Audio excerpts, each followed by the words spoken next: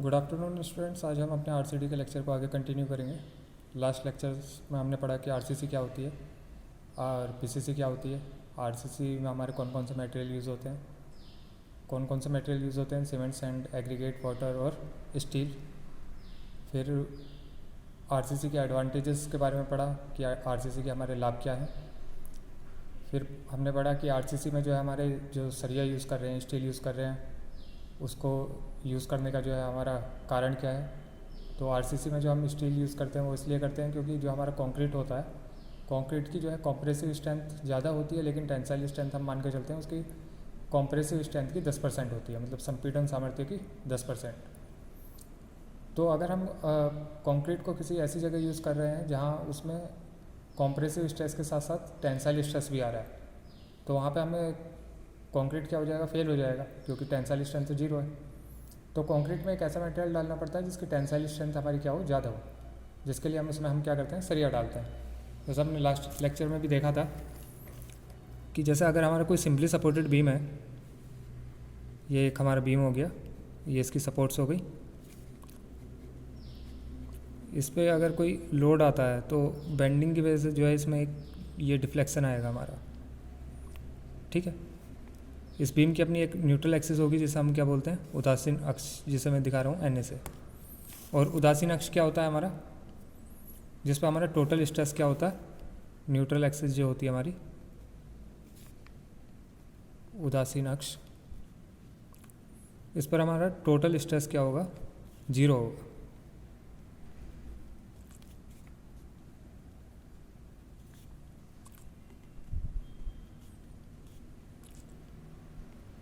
ये हो गई हमारी उदासीन अक्ष, जो इसका टोटल स्ट्रेस क्या होगा, हमारा 0 होगा, और इसके गुरुत्व केंद्र से होकर गुजर रही होगी ये रेखा। तो हम ये मान के चलते हैं जब अगर हमारे बीम पे लोड आता है तो न्यूट्रल एक्सिस से ऊपर जो हमारा क्या आएगा, कॉम्प्रेसिव स्ट्रेस आएगा, क्योंकि ऊपर वाला सरफेस हमारा क्या हो रहा है, दब रहा है। तो न्यूट्रल एक्सिस से ऊपर हमारा क्या हो गया, कॉम्प्रेसिव स्ट्रेस, जैसे संपीड़न प्रतिबल बोलेंगे हम, ठीक है। और न्यूट्रल एक्सिस जो ये हमारी है, इससे नीचे हमारा क्या आएगा, टेंसाइल स्ट्रेस।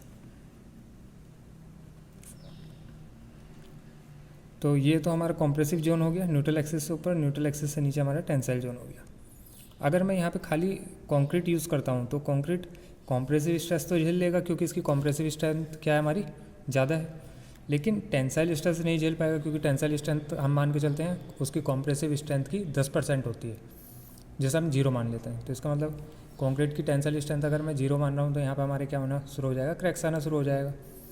तो इन्हीं क्रैक्स से बचने के लिए हम एक ऐसा मटेरियल डालते हैं जिसकी टेंसाइल स्ट्रेंथ क्या हो, हमारी ज़्यादा होगी। तो इसके लिए हम क्या करेंगे, उदासीन अक्ष से नीचे हमारा टेंसाइल जोन बन रहा है, टेंसाइल, तो यहीं पे हमें सरिया की ज़रूरत है, तो यहाँ हम क्या कर देते हैं, सरिया डाल देते हैं उदासीन अक्ष के नीचे, जिससे कि टेंसाइल स्ट्रेस को झेल सके और क्रैक से बचा जा सके, ठीक।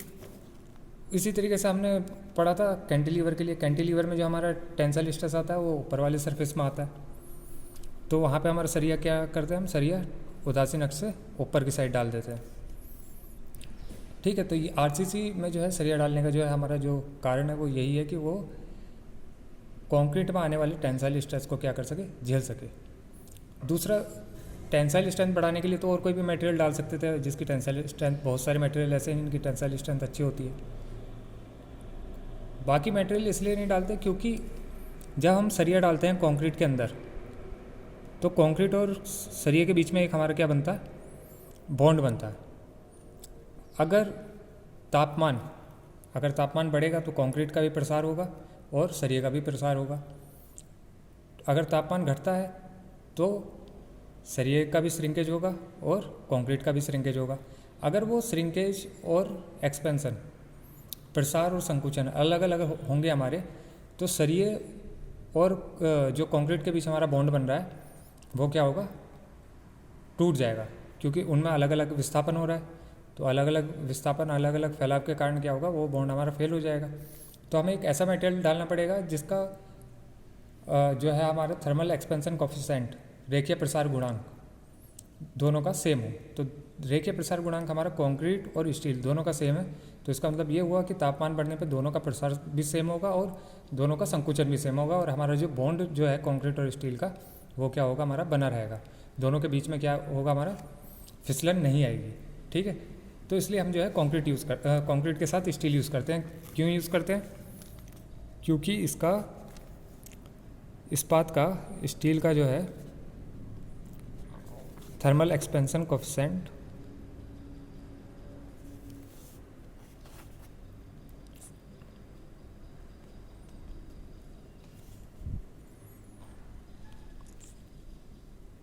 जिसे हम हिंदी में बोलते हैं क्या, रेखीय प्रसार गुणांक,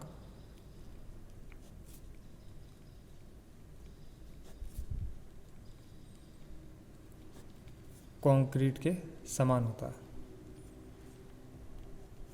कंक्रीट के बराबर होता है। और जो वैल्यू क्या होती है हमारी 0.12 इंटू 10⁻⁻⁶ पर डिग्री सेंटीग्रेड। इसलिए हम जो है कंक्रीट के साथ जो है हम अपना स्टील यूज़ करते हैं। ठीक है, फिर नेक्स्ट हमने उसके कंक्रीट के जो अब ये पता है हमें आरसीसी में हमारा क्या क्या यूज़ हो रहा है, कंक्रीट और स्टील। तो आरसीसी में जो आजकल हम कंक्रीट यूज़ करते हैं वो मैंने बताया था कि मिनिमम M20 का ग्रेड यूज़ करते हैं। स्टील में जो हम स्टील यूज़ करते हैं कौन कौन सी, पहले ज़्यादातर हमारी यूज़ होती थी माइल्ड स्टील, जैसा हम हिंदी में बोलते हैं मृदु इस्पात। इसका ग्रेड क्या होता था Fe 250। ठीक है, Fe इसमें हमारा क्या हो गया, फेरस हो गया, और 250 क्या होगा इसकी maximum tensile strength. Tensile strength का मतलब क्या हो गया हमारा तनन सामर्थ्य है स्टील की। इसको दिखाते हैं, सिंबल होता है इसका Fy।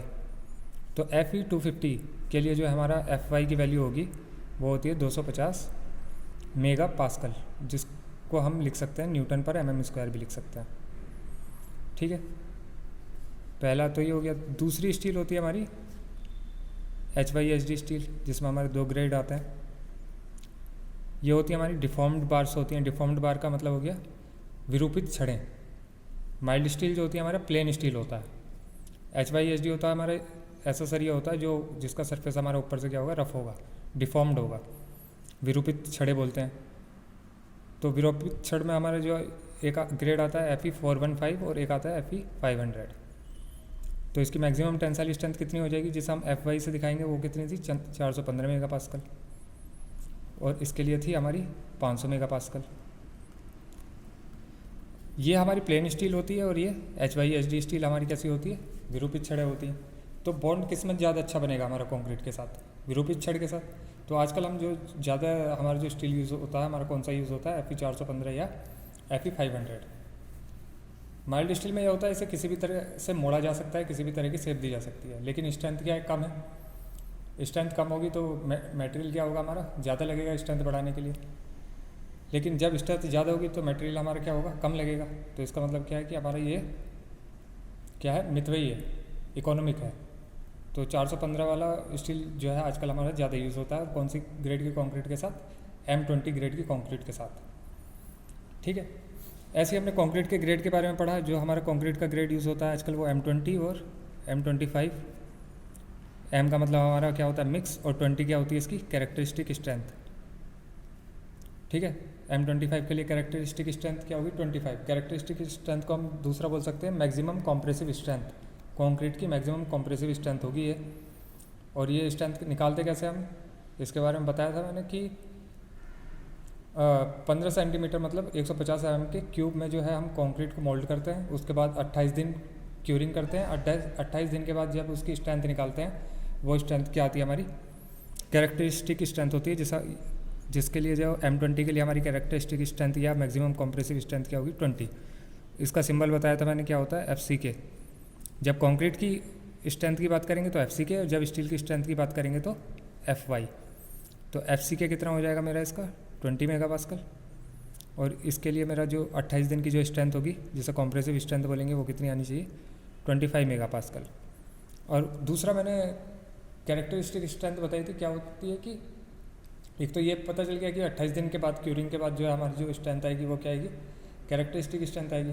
और दूसरा ऐसे बोल सकते हैं कि अगर मैं M20 ग्रेड की कोई कंक्रीट के 100 सैंपल बनाता हूँ उस रेशो के M20 ग्रेड के, तो 100 सैंपल में से मैक्सिमम 5 सैंपल ही हमारे ऐसे होने चाहिए जिनकी स्ट्रेंथ 20 मेगापास्कल से कम आ रही है। ठीक है, तो उस स्ट्रेंथ को हम क्या बोलेंगे, कैरेक्टरिस्टिक स्ट्रेंथ बोलेंगे। M20 के लिए हमारे सीमेंट सैंड और एग्रीगेट का रेशो क्या होता है, 1, 1.5, 3। M25 के लिए 1, 1, 2 इस रेशो का हम यूज़ करते हैं। मतलब अगर M20 का कंक्रीट मुझे बनाना है तो 1 kg सीमेंट ले रहा हूँ तो 1.5 kg सैंड और 3 kg मैं क्या लूँगा, एग्रीगेट लूँगा। ठीक है, तो ये तो हमारे यहाँ तक हो गया हमारा कंक्रीट के बारे में। अब कंक्रीट का और भी डिफरेंट ग्रेड्स हैं जिनके बारे में हम पढ़ेंगे। तो एक टेबल बना लेते हैं, ग्रुप ग्रेड ऑफ कंक्रीट।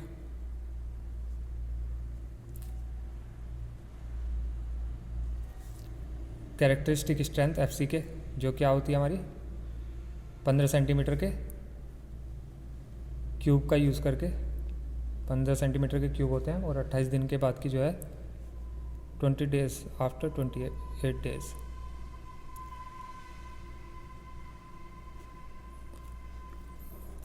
पंद्रह सेंटीमीटर क्यूब की 28 दिन के बाद की जो हमारी क्या होगी, कॉम्प्रेसिव स्ट्रेंथ होगी। इसे हम कैरेक्टरिस्टिक स्ट्रेंथ बोलेंगे। इसे हम दिखाएंगे किससे, FCK से। फिर आता है इसमें परमिसिबल स्ट्रेस, जिसे हम बोलते हैं हिंदी में अनुमत प्रतिबल।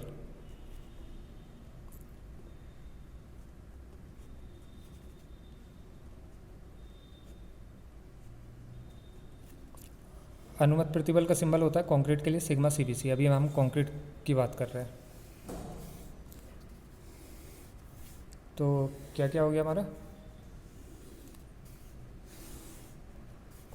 ग्रुप हो गया हमारा, कंक्रीट का ग्रेड, 15 सेंटीमीटर के क्यूब की 28 दिन के बाद जो है कॉम्प्रेसिव स्ट्रेंथ, जिसे हम FCK से दिखा रहे हैं। इसकी यूनिट क्या होती है हमारी, न्यूटन पर mm² या मेगापास्कल। नेक्स्ट है परमिसिबल स्ट्रेस। परमिसिबल स्ट्रेस हमारा एक ऐसा स्ट्रेस हो गया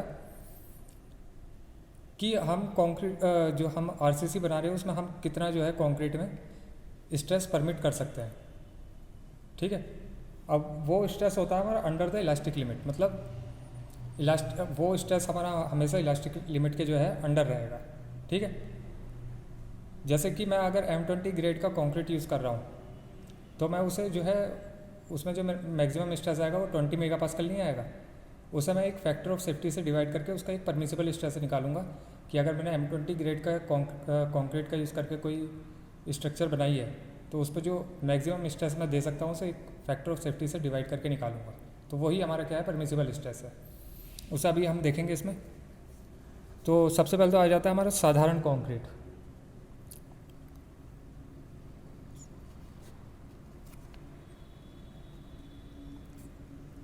फिर आता है हमारा मानक। दो ग्रुप में बांटा है इसे हमने, साधारण कंक्रीट और मानक कंक्रीट। साधारण कंक्रीट हमारे जो है जो हम RCC के स्ट्रक्चर्स बनाते हैं उसमें हमारा यूज़ नहीं होगा। ठीक है, बिल्डिंग कंस्ट्रक्शन में जो छोटे मोटे हमारे जैसे हो गया स्लैब हो गई छोटी मोटी, या जो ज़्यादातर मतलब छोटी मोटी स्ट्रक्चर्स के लिए जो है हम इन ग्रेड्स का यूज़ करते हैं।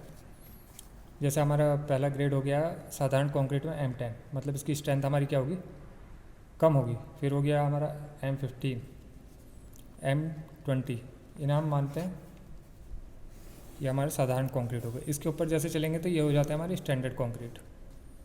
इसका ग्रेड हो गया M25, M30, M35। इस तरीके से हमारे जो है ये ग्रेड बढ़ते रहेंगे।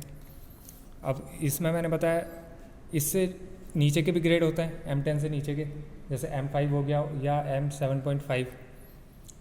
ये जो ग्रेड हैं ये हमारे यूज़ होते हैं जैसे दीवार की जब चिनाई करते हैं तो उसके नीचे जो हम सादी नींव देंगे उसमें हम इसका ग्रेड का यूज़ करेंगे M5 और M7.5 का।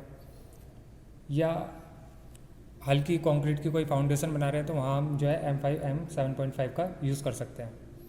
लेकिन आजकल जो RCC के में जो हमारा ग्रेड यूज़ होता है वो मिनिमम जो है M20 का ग्रेड यूज़ करते हैं, M10 और M15 का नहीं करेंगे।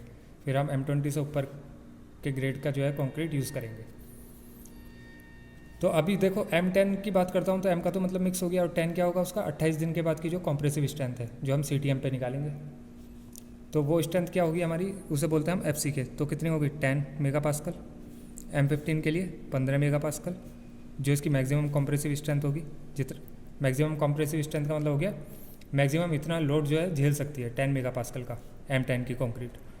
M15 की कंक्रीट 15 मेगापास्कल का लोड झेल सकती है, M20 की 20 मेगापास्कल का लोड झेल सकती है। ऐसी M25 20 मेगापास्कल होगी maximum compressive strength, M30 30 megapascal, M35 35 megapascal का लोड झेल सकती है मैक्सिमम, और M40 40 मेगापास्कल का।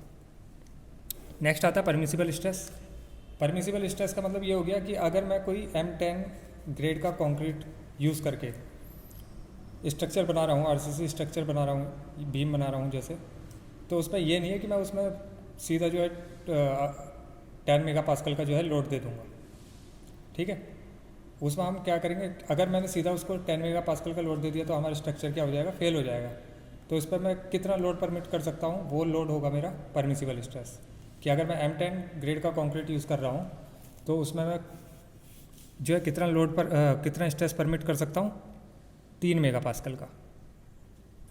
इस पर जो मैं लोड परमिट करूँगा, अगर M10 ग्रेड की कंक्रीट से कोई RCC स्ट्रक्चर बना रहा हूँ तो उसमें मैं मैक्सिमम लोड कितना आ सकता है मेरा, 3 मेगापास्कल। उसके बाद अगर लोड आता है तो वो हमारा क्या हो गया, उसके बाद भी झेल सकते हैं, क्योंकि मैक्सिमम स्ट्रेंथ तो हमारा क्या है स्ट्रक्चर का, कंक्रीट का जो है 10 है, तो 10 तक जो है वो उसको झेल सकती है। तो वो क्या हो गया, उसका फैक्टर ऑफ सेफ्टी हो गया। ठीक है, तो परमिसिबल स्ट्रेस हम कैसे निकाल सकते हैं,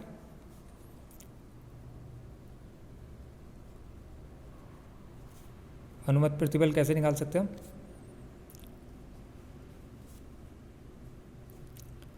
जो हमारा मैक्सिमम लोड है जिसे अल्टीमेट लोड बोलते हैं,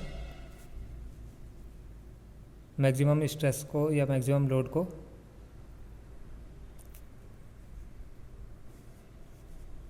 मैक्सिमम स्ट्रेंथ बोलेंगे इसे, या नीचे लिख देते हैं इसे। जो परमिसिबल स्ट्रेस होगा वो क्या होगा हमारा,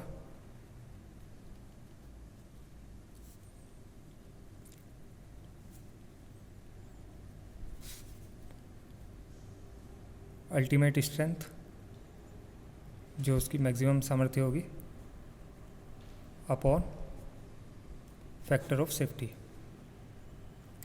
फैक्टर ऑफ सेफ्टी से डिवाइड करने के बाद जो मेरा स्ट्रेस आएगा वो मेरा क्या होगा, परमिसिबल स्ट्रेस। इतना स्ट्रेस मैं उसको दे सकता हूँ। ठीक है, तो जैसे M10 हो गया, M10 के लिए मेरा मैक्सिमम लोड कितना झेल सकती है कंक्रीट 10, लेकिन उस पर जो मैं लोड अप्लाई करूँगा, जो स्ट्रेस उसके लिए परमिसिबल होगा, जो इलास्टिक लिमिट के अंडर रहेगा, वो क्या कितना होगा, 3 मेगापास्कल। ऐसी M15 के लिए जो होगा हमारा वो होगा 5 मेगापास्कल। ठीक है, M20 के लिए जो होता है हमारा वो होता है 7 मेगापास्कल का परमिसिबल स्ट्रेस होता है उसका।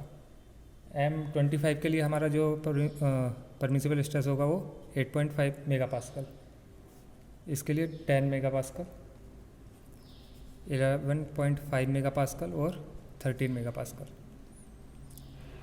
मतलब स्ट्रेस जो परमिट करेंगे वो 3 मेगापास्कल का करेंगे। अगर लोड 3 मेगापास्कल से ऊपर चला भी जाता है, अगर 4 हो जाता है, 5 हो जाता है, तब भी हमारी स्ट्रक्चर क्या है, सेफ़ है, क्योंकि मैक्सिमम स्ट्रेंथ कितनी है उसकी 10। ठीक है, लेकिन परमिसिबल स्ट्रेस हमारा हमेशा क्या रहेगा, M10 के लिए 3। ऐसे अगर मैं M20 का कंक्रीट का कोई स्ट्रक्चर बना रहा हूँ तो उसके लिए मैक्सिमम स्ट्रेंथ तो 20 है, मतलब 20 मेगापास्कल तक का स्ट्रेस झेल सकती है वो। लेकिन परमिट कितना करेंगे, स्ट्रेस जो होगा वो 7 मेगापास्कल। अगर 7 मेगापास्कल से भी लोड हमारा ऊपर चला जाता है स्ट्रक्चर पे, तब भी वो स्ट्रक्चर हमारी सेफ़ है, क्योंकि मैक्सिमम लोड कितना झेल सकती है वो 20 मेगापास्कल का। तो ये हमारा क्या हो गया, तो ये परमिसिबल स्ट्रेस के बारे में हो गया। ठीक है, दूसरा इस बार हमने ये आता अब इसमें स्टील के ग्रेड के बारे में हम पढ़ चुके हैं। कौन कौन से स्टील यूज़ होती है हमारी, mild steel, HYSD steel. Mild steel में हमारा जो ग्रेड रहता है स्टील का वो कितना रहेगा हमारा माइल्ड स्टील के लिए ग्रेड Fe 250, और इसके लिए हमारा HYSD के लिए Fe 415 और Fe 500। ठीक है, नेक्स्ट आता है इसकी मैक्सिमम टेंसाइल स्ट्रेंथ कितनी होगी स्टील की, ये हम स्टील के लिए कर रहे हैं। ऊपर हमारा कंक्रीट के ग्रेड्स के बारे में था।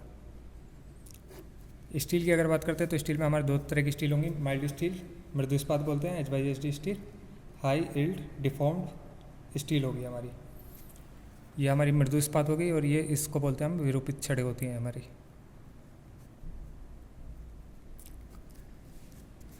माइल्ड स्टील का ग्रेड Fe 250 और HYSD स्टील में हमारे दो ग्रेड होंगे Fe 415 और Fe 500। मैक्सिमम टेंसाइल स्ट्रेंथ की बात कर रहे थे,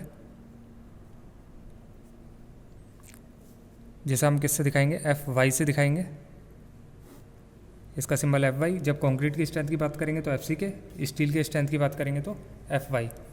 तो मैक्सिमम टेंसाइल स्ट्रेंथ कितनी होगी 250 के लिए 250 मेगापास्कल, 415 के लिए 415 मेगापास्कल का लोड झेल सकती है ये सरिया, ये 500 मेगापास्कल का लोड झेल सकती है। दूसरा कॉलम क्या बनेगा हमारा परमिसिबल स्ट्रेस, किसके लिए, वो तो कंक्रीट के लिए था, और ये होगा हमारा स्टील के लिए। मतलब अगर Fe 250 का सरिया यूज़ कर रहे हैं तो सरिये पे हम कितना स्ट्रेस परमिट करेंगे उसे दिखाते हैं सिग्मा ST से। तो Fe 250 के लिए 140 मेगापास्कल का स्ट्रेस परमिट करते हैं, 415 के लिए 230 और 500 के लिए 270। ठीक है, मतलब इतना लोड हम उस पर जो है Fe 250 पे जो है इतना स्ट्रेस जो है हम परमिट कर सकते हैं। परमिसिबल स्ट्रेस निकालने का तरीका वही है ultimate strength upon factor of safety. Ultimate strength कितनी है इसकी 250, फैक्टर ऑफ सेफ्टी हमने कितना मान लिया इसका फैक्टर ऑफ सेफ्टी डिवाइड करके जो है अगर हम निकालें हैं मतलब 3 के आसपास जो होगा, तो इसका मतलब यही हो गया कि अगर माइल्ड स्टील का हमारा जो परमिसिबल स्ट्रेस कितना है 140, मतलब इस पर 140 का लोड हम जो है परमिट करेंगे स्ट्रेस जो है। अगर 140 से ऊपर चला जाता है तो फेल तो होगा नहीं, क्योंकि अभी मैक्सिमम स्ट्रेंथ कितनी है इसकी 250 मेगापास्कल है, तो 250 मेगापास्कल तक का लोड झेल सकता है। लेकिन फेल कब होगा जब तो ये 250 मेगापास्कल को क्रॉस कर जाएगा। तो इसी फैक्टर ऑफ सेफ्टी को हम इसमें जो है बनाए रखते हैं। ऐसी जैसे 415 मेगापास्कल का हमारा स्टील है, इसके लिए परमिसिबल स्ट्रेस कितना रखा है हमने 230 मेगापास्कल। ठीक है, अगर 230 मेगापास्कल से लोड ऊपर चला भी जाता है तो अभी हमारा क्या सेफ्टी है, क्योंकि अभी हमारा वो जो स्टील है कितना लोड झेल सकती है 415 मेगापास्कल का। तो ये ध्यान रखना है। इसके लिए परमिसिबल स्ट्रेस जो होता है कंक्रीट के लिए वो कितना होगा सिग्मा CBC से दिखाएंगे, और स्टील के लिए जो परमिसिबल स्ट्रेस होगा उसे हम किससे दिखाएंगे सिग्मा ST से दिखाएंगे। दूसरा ये कि माइल्ड स्टील जो होती है हमारी वो सादी मृदु इस्पात होती है, मतलब प्लेन स्टील होती है, और HYSD स्टील जो होती है हमारी विरूपित छड़ होती है, जिनका सरफेस हमारा क्या होता है विरूपित होता, खुरदरा होगा मतलब। तो अगर बॉन्ड की बात करें तो कंक्रीट किसके साथ अच्छा बॉन्ड बनाएगा, प्लेन स्टील के साथ अच्छा बॉन्ड बनाएगा या विरूपित छड़ के साथ? विरूपित छड़ के साथ बॉन्ड अच्छा बनाएगा। तो इसलिए हमारे ये वाला स्टील जो है बॉन्ड के लिए क्या होता है अच्छा होता। तो अगर हम किसी RCC में जो है विरूपित छड़ यूज़ कर रहे हैं तो वो उसकी सामर्थ्य को कितना % बढ़ा देगी, 40% उसकी बॉन्ड स्ट्रेंथ को बढ़ा देती है। यदि RCC में विरूपित छड़ का प्रयोग करते हैं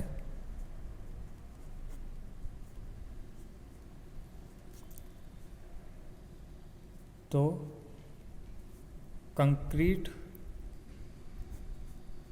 और इस्पात का जो सरिया होगा हमारा के बीच की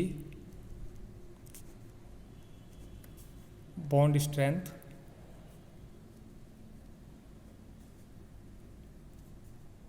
40% बढ़ जाती है। ठीक है। फिर दूसरा हुक, हम क्या करते हैं कि जब हमारा सरिया एक्स्ट्रा हो जाता है तो उसको क्या कर देते हैं, बेंड कर देते हैं, एक हुक बना देते हैं। तो हुक बनाने से क्या होता है, हमारा कंक्रीट और सरिया के बीच का बॉन्ड स्ट्रॉन्ग हो जाता है। लेकिन विरूपित छड़ का अगर हम यूज़ कर रहे हैं, जैसे HY बार का यूज़ कर रहे हैं, तो वहाँ पे हमें हुक देने की ज़रूरत नहीं है, ठीक है। दूसरा ओवरलैप क्या हुआ, जब हमारे सरिया की लंबाई कम रह जाती है, जब दूसरा सरिया उसमें लगाते हैं हम, तो उन दोनों सरिये को ओवरलैप करना पड़ता है। तो अगर हम HY स्टील यूज़ करें तो वो ओवरलैप लेंथ हम क्या कर सकते हैं, कम रख सकते हैं, ठीक है। तो क्या होगा, हम देख रहे हैं जैसे ग्रेड बढ़ रहा है, कंक्रीट का ग्रेड बढ़ रहा है, वैसे वैसे उसकी स्ट्रेंथ बढ़ रही है। जैसे स्टील का ग्रेड बढ़ रहा है वैसे वैसे उसकी भी स्ट्रेंथ बढ़ रही है। तो जैसे जैसे स्ट्रेंथ बढ़ेगी वैसे वैसे हमारे मटेरियल की खपत जो होगी वो कम होगी, मटेरियल हमारा कम लगेगा। तो इसलिए हम क्या करेंगे कि ज़्यादा ग्रेड का जो है क्या करेंगे, कंक्रीट यूज़ करेंगे, और ज़्यादा ग्रेड का जो है हमारा स्टील यूज़ करेंगे। जनरली जो हमारा RCD में जो ग्रेड यूज़ होगा या तो M20 या M25, और स्टील जो यूज़ होगी हमारी FE 415 की जो है स्टील यूज़ होगी। तो न्यूमेरिकल में जो है हमारे काफ़ी यूज़ आने वाले हैं, ये टर्म बहुत यूज़ होने वाली है, FCK, FY और सिग्मा CBC, सिग्मा ST। तो इन टर्म्स पे जो है हम ध्यान देंगे। तो आज के लेक्चर के लिए जो है इतना ही। बाकी इसमें हमारे जो है लोड्स हैं, लोड्स के बारे में हम लास्ट सेमेस्टर में पढ़ चुके हैं। हमारी जो है अलग अलग टाइप के लोड्स होते हैं, जैसे डेड लोड हो गया। डेड लोड जो होता है हमारा क्या होता है, स्ट्रक्चर का खुद का लोड होता है, ठीक है, जिसे हम क्या बोलते हैं, अचल भार बोलते हैं। लाइव लोड हो गया, लाइव लोड हो गया जो हमारा चलता फिरता भार है जो स्ट्रक्चर पे, वो हमारा क्या हो गया, लाइव लोड हो गया। फिर आता है हमारा हिमभार आता है, स्नो लोड होता है। मतलब अगर हमारी कोई इलाका ऐसा है जहाँ पे बर्फ़बारी होती है, तो हमारी स्ट्रक्चर के जो छत पे जो हमारे बर्फ़ आ रही है उसके लोड को कंसिडर करते हैं, तो स्नो लोड हो गया। विंड लोड हो गया, ऐसी जगह जहाँ पे हमारी जो है तेज़ हवाएं चलती हैं, जहाँ पे हवाओं की जो है दाब तीव्रता काफ़ी होती है, तो वहाँ पे हम जो है विंड लोड भी लेते हैं, वायु भार लेते हैं। तो ये हमारे लोड्स हो गए। तो अब नेक्स्ट आगे हम जो पढ़ेंगे इसमें जो है RCC स्ट्रक्चर को बनाने के लिए जो हम अभिकल्पन करते हैं, जो उनका डिज़ाइन करते हैं, उनको डिज़ाइन करने के लिए कौन कौन से मेथड का यूज़ करते हैं, उनके बारे में जो है हम नेक्स्ट लेक्चर में पढ़ेंगे। तो आज के लेक्चर के लिए इतना ही, धन्यवाद।